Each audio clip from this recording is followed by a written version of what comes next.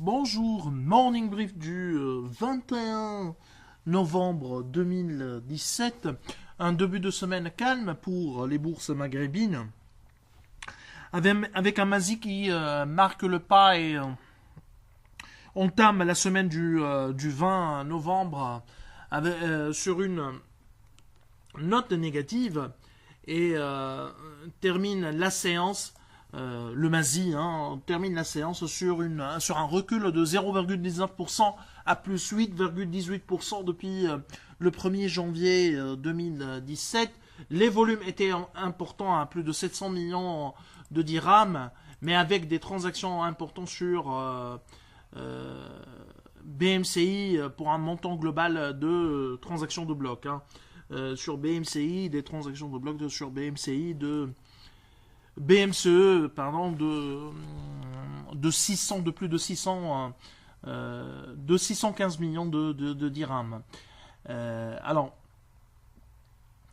pour ce qui est de la variation, des principales variations de la journée, il y a eu la reprise de Naql, plus 6,06%, sachant que les informations qui circulent en Tunisie sur le fait qu'il y aura une réduction des quotas en 2018, c'est une très très mauvaise nouvelle pour les concessionnaires automobiles tunisiens dont fait partie Naql.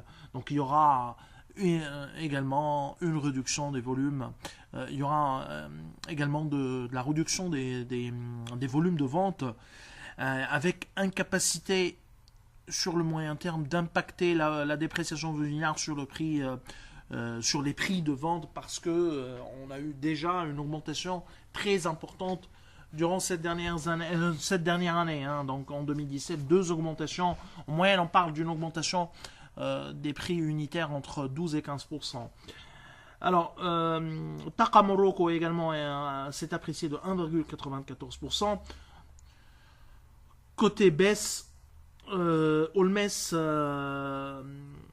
dégringole de 5,95%, Alliance perd 2,62%. Alors l'actualité concerne la consommation de ciment au mois d'octobre. Sur le mois en rythme annuel, elle est positive. Il y a eu une appréciation des volumes de vente en rythme annuel de 0,29%, rien de particulier, à 1,3 million.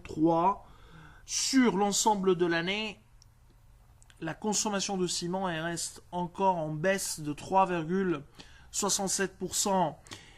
Alors, nous on table sur une baisse de la consommation en 2017 de 2,5%, soit un volume moyen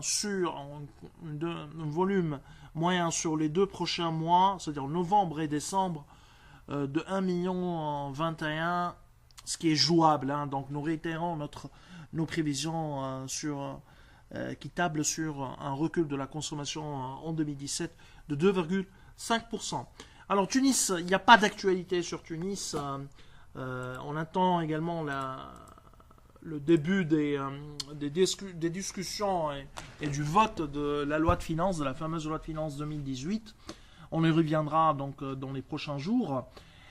Sinon, le marché a commencé la semaine du 20 sur une hausse de Thune Index avec des volumes de 3 millions, volumes modestes, 3,6 millions, dont 1,7 million sur SAH, avec investissement de la part des investisseurs étrangers.